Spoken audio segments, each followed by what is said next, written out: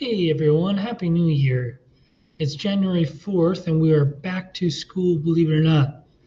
I'm here today to record a video on notes, actually. I'm going to give you some notes about your state test for ELA, which is called ELAII 2.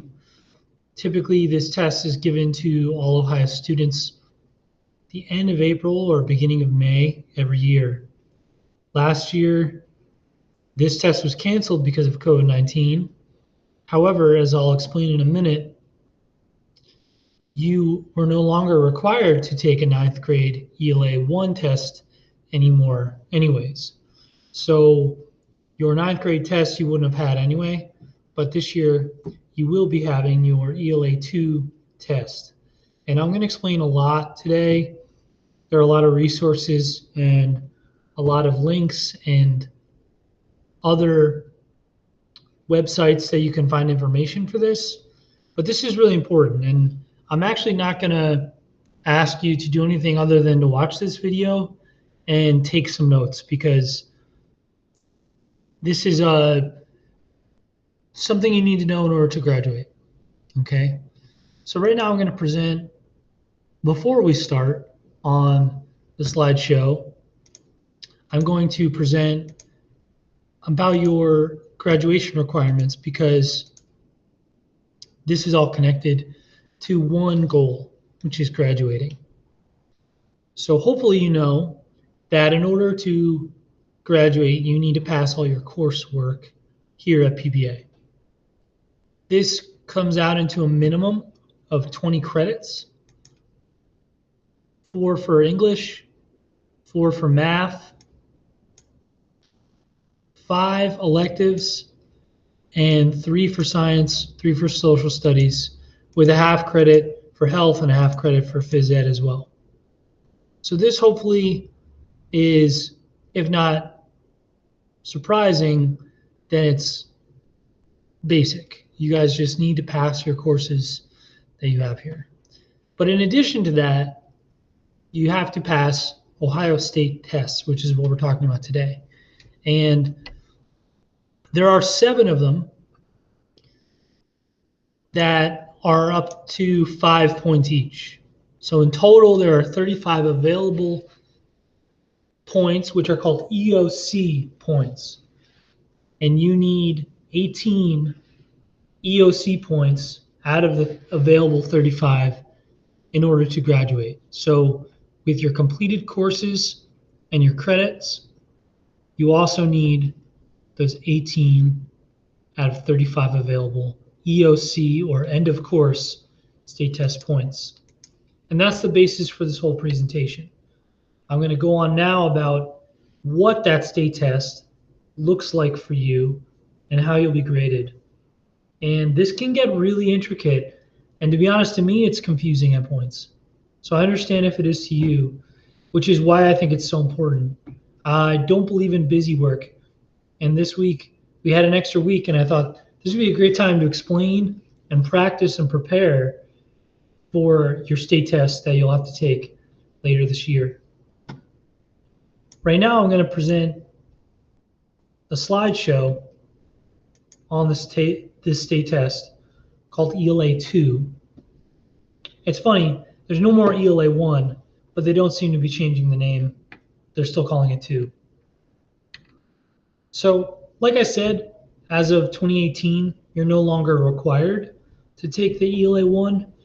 And while that sounds really good, it also makes this one even more important and more heavily weighted, because they've subtracted that total from the points that from ELAII 1. So the scoring is very complicated, and I have trouble with it sometimes, but that's what this video is about. And if you have questions, you should please let me know. You can't pass a test, or you're less likely to pass tests if you don't know what you're going to be graded on. And that's the premise of this video. So like I said, in addition to the 20 course credits, you need 18 out of 35.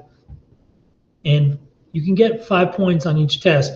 Now, it's very rare that you would. Most students, I don't know of any students that have done 5 points on all subject areas, but between them, you can add up to 18.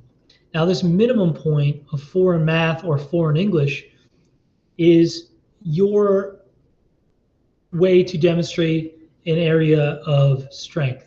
So you either need a 4 in math or a 4 in English, one or the other, in order to demonstrate proficiency in one area.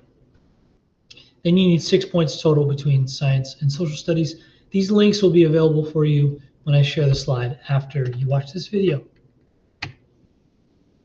Here's where it gets a little bit more confusing, and having access to these links will benefit you more. The test itself, ELAII 2, consists of 62 points from 3 different sections. And I'll talk about the sections later, but the 62 points is the total of the test points. And out of that, in order to pass the test, you need 28 points out of those 62. Now, simultaneously, and this is where it gets hard to explain, you'll also be graded on a scaled score of 808 points. And this is parallel to your 62 points based on the depth of knowledge or the difficulty of each question. And passing for your scaled score is out of 808, and you need 700. So there are situations, like very rare, where you score over 700 in your scaled score and under a 28 in your blueprint, your test score, but usually they go directly correlated. The only situations where they wouldn't directly correlate is when you answered really difficult questions correctly and really easy questions incorrectly. Based on these scores, you're given a performance level in the subject area, and that is out of 5. You need a 3 in order to pass that. So if you get a 28, a 700, and a 3, technically you have met your minimum requirement for English in high school. This will go into your total for your EOC scores, and you hopefully with that will get over 18. Now, if you don't, there's a chance you can retake the ELAII if you're under 18. But a 3 out of 5 is the passing grade. These different scores can be really confusing, and for me, this is the hardest part of understanding. Your sub score, which is out of 62, and your scaled score are different numbers, and then there's also the 18 out of 35, which is really difficult to understand, but I didn't write it, and that's just the way it is. Hopefully it makes sense to you guys, but ultimately you should know that you're going to get 2 scores for the test, your sub score out of 62, and then your scaled score out of 808. This is about the sections of the test. So there's 3. 2 are for reading, literature, and then information or informational text. Literature is story time.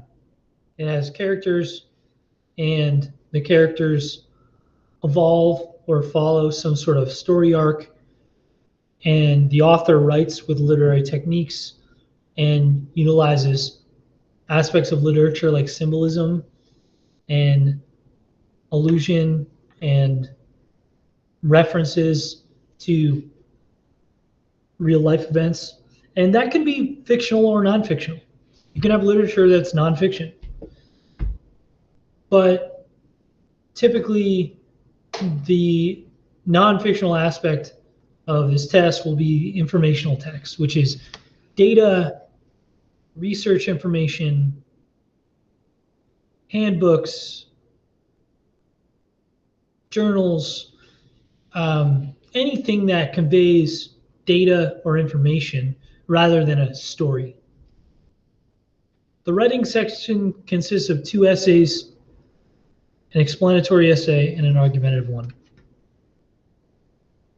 As you can see, the informational text is the majority of the multiple choice section. The writing section itself is worth 20 points out of those 60. Like I said, there's an informational and an argumentative section. And fortunately, the course that you take with me is based fundamentally on the same writing standards and the rubric that's given for this test. Same rubric. All of the criteria for these sections correlate to state standards that we've done in tests. This doesn't mean a lot to you, but if I list a standard for an assignment that you're doing, that translates directly to what you'll be assessed on in the test. And this button is gold. You have a ton of resources here. Okay, so guys, this is the whole presentation today, and it's a lot of information. But unfortunately, I found a lot of students don't know this stuff until it's too late. So I hope that knowing this helps you pass the test and that you got some good notes out of this. We will be doing a practice question this week for homework, and I'll post that as soon as possible. I hope you had a good new year, and I miss you guys. Take care of yourselves. Bye-bye.